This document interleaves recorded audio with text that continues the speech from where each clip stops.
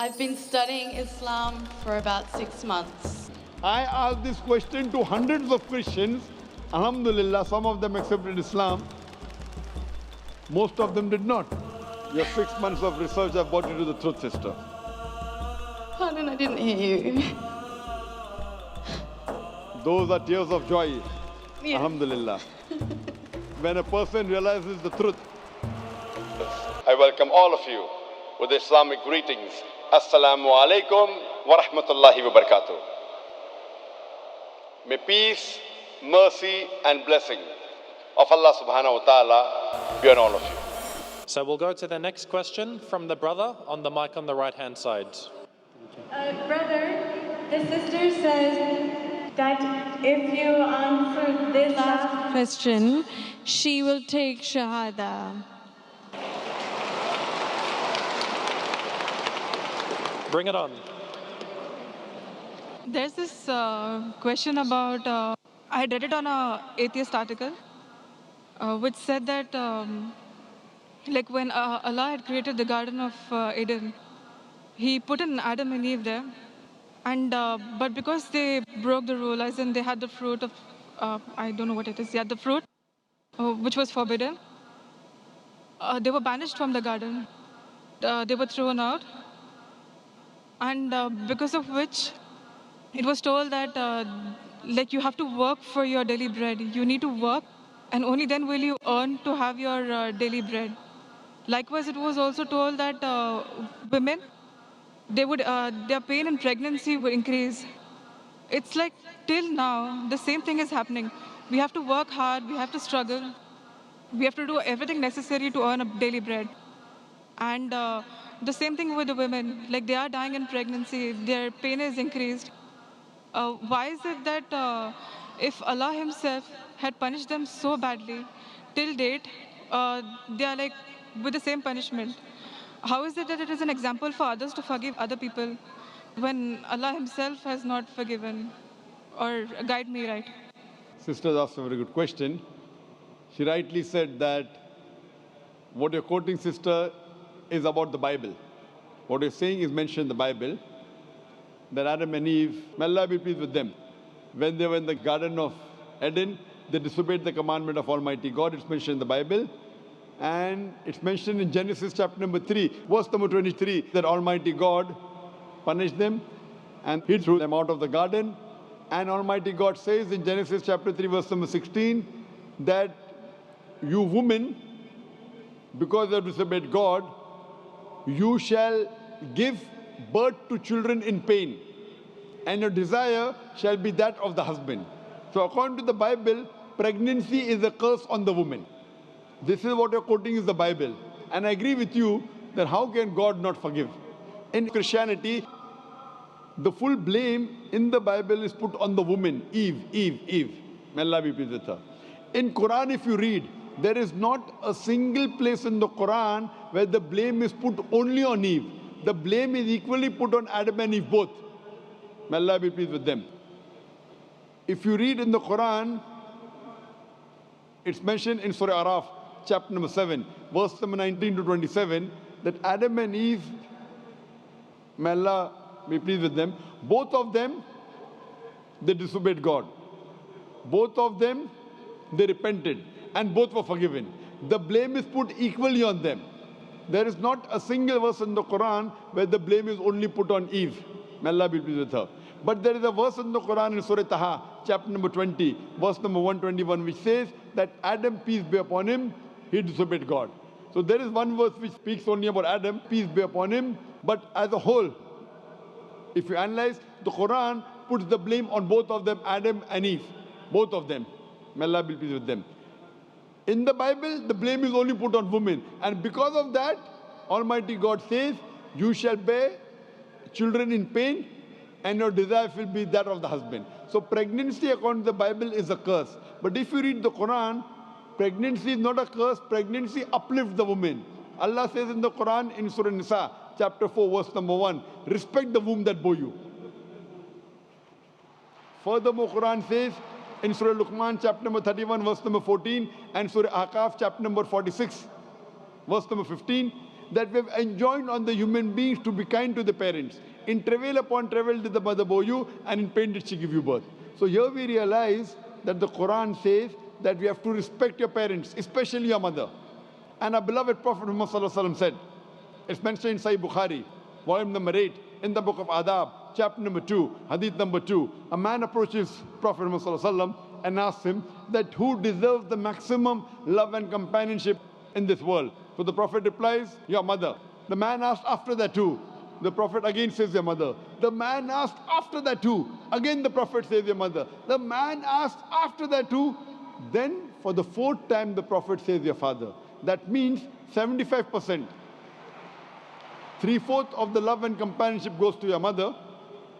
25%. 1/4 goes to the father. In short, mother gets the gold medal, she gets the silver medal as well as the bronze medal. The father has to be satisfied with a mere consolation prize. So these are the teachings of Islam. In Islam, pregnancy uplifts the woman. And I agree with you, once Almighty God has forgiven the human beings, how can He keep on punishing them? So this is the difference between Islam and Christianity, sister. So are you convinced with the answer? Yes, definitely. Do you want to accept Islam now? Yes. Do you believe that there is one God? Yes, I do. Do you believe Jesus is God? No. Do you believe Prophet Muhammad, peace be upon him, is the last and final messenger? Yes, I do. Is anyone forcing you to accept Islam? No. Are you doing out of your own free will? Yes. Are you doing out of your own conviction? Yes. Is there anyone giving you a bribe? No. What do you, inshallah, so it's in Arabic and you can repeat it. Okay. Ashhadu Ashhadu Allah Allah ilaha ilaha illallah illallah wa ashhadu wa ashhadu anna anna Muhammadan Muhammadan abduhu abduhu wa rasuluhu. wa rasuluhu. I bear witness.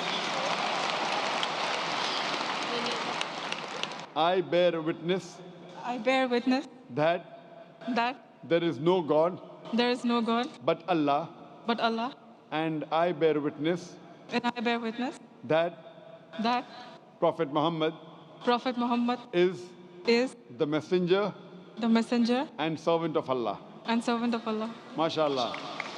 You are a Muslim, and I pray to Allah subhanahu wa ta'ala that to guide you and help you guide your family members also, and to give you the best in this world as well as in the next life. And inshallah grant you Jannah. So we have a non-Muslim on any of the sisters' mics. We have a non-Muslim. Okay, go ahead, sister. Assalamu alaikum. I'd like to ask if you could shed some light on a verse in the Bible. It's the Old Testament, Solomon chapter 5, verse 16. It's the Hebrew text. Hiko mamitikim wikulo Muhammadim zidude wazarai baine Jerusalem. I know that in English, Muhammadim has been translated to altogether lovely. What I'd like to ask is, why do Christians not know that Muhammad has been spoken about in the Bible? When the sisters asked the question, she's given the Hebrew of the verse of the Bible from Song of Solomon, chapter number 5, verse number 16, which says, Hikkum amitakim vikulli Muhammadim zaidudi zairai baina Jerusalem. Which means, sister only translated one word, it means he's most sweet, he's altogether lovely, he's my beloved, he's my friend, O daughters of Jerusalem. This is the complete translation of the Hebrew verse she quoted. And when it says, Hikkum amitakim vikulli Muhammadim, Muhammadim in the Semitic languages, when you give respect, you add im to it. Like Allah is for God, Elohim is respect for God. The same thing to the name Muhammad, they add im, and it means, it says Muhammadim. So if you read the original text, the name of Muhammad, peace be upon him, is even mentioned in the Bible. Sister is asking, then why don't the Christians believe in Prophet Muhammad, peace be upon him? Sister, you should ask this question to the Christians. I asked this question to hundreds of Christians. Alhamdulillah, some of them accepted Islam. Most of them did not. So I agree with you that the name of Prophet Muhammad, peace be upon him, is mentioned in the scriptures of most of the major world religions, including Bible. And as I mentioned earlier, that not only is he mentioned by name, he is even prophesied in various different parts of the Bible. He is prophesied in the book of Deuteronomy, chapter number 18, verse number 18. In the book of Deuteronomy, chapter number 18, verse number 19. In the book of Isaiah, chapter number 29, verse number 12. In Song of Solomon, chapter 5, verse 16. He is also prophesied in the New Testament. In the Gospel of John, chapter 14, verse number 16. Gospel of John, chapter number 15, verse 26. Gospel of John, chapter 16, verse number 7. Gospel of John, chapter number 16, verse number 12 to 14. In several places, sister. So that's what I asked to the Christians. If it's clearly mentioned about the last and final messenger, Prophet Muhammad, peace be upon him, then why don't they believe in him? Those Christians who really study and analyze and do research, alhamdulillah, they accept Islam. The others who do not want to accept the truth and say, oh, I have been a Christian for 40 years, now you want me to change my religion? So they are afraid. Many a time the ego comes in between. Many a time the society comes in between. Many a time, what will my friends tell me? What would my customers tell me? So these things prevent them from accepting the beauty of Islam. What they fail to realize, they wouldn't mind offending their Creator just to please their family and their friends. Pleasing our Creator is more important than pleasing your family and friends. So those who realize the importance of Creator, importance of Almighty God, alhamdulillah, they accept Islam. Sister, I would like to ask you that are you a Christian or are you a Muslim? I've been studying Islam for about 6 months. MashaAllah. So do you believe now that there is one God? I do. Do you believe Jesus is God? Peace be upon him. No, I don't. Do you believe Prophet Muhammad, peace be upon him, the messenger of God? Yes. MashaAllah. So if you believe there's one God, you believe Prophet Muhammad, messenger of God, then according to me, your 6 months of research. Yes. Your 6 months of research have brought you to the truth, sister. Pardon, I didn't hear you. Those are tears of joy. Yeah. Alhamdulillah. When a person realizes the truth, that's what even Quran says, that when people hear the verse of Allah subhanahu wa ta'ala, the moment the believer, tears roll from their eyes. So these are tears of happiness and joy that you have found the truth. As Jesus Christ, peace be upon him, said in the Gospel of John, seek ye the truth and the truth shall free you. So I believe the truth has freed you today, sister. Your 6 months of research has brought you to the truth. Sister, would you like to accept Islam? Sister, would you like to accept Islam? Yes. Is anyone forcing you? Absolutely not. You're doing it out of your own free will? Yes. Inshallah, I said in Arabic and you can repeat it. Okay. Ashhadu Ashhadu Allah Allah ilaha ilaha illallah illallah wa ashhadu ashhadu anna anna Muhammadan Muhammadan abduhu abduhu wa rasuluhu. Rusulu. I bear witness I bear witness that there is no God that there is no God but Allah, but Allah, and I bear witness and I bear witness that that Prophet Muhammad Prophet Muhammad is the messenger that is the messenger and servant of Allah. and the Servant of Allah. servant of Allah. MashaAllah, sister, you're a Muslim. And I pray to Allah subhanahu wa ta'ala that as He has guided you, may Allah make you a source to guide the other non-Muslims towards Islam.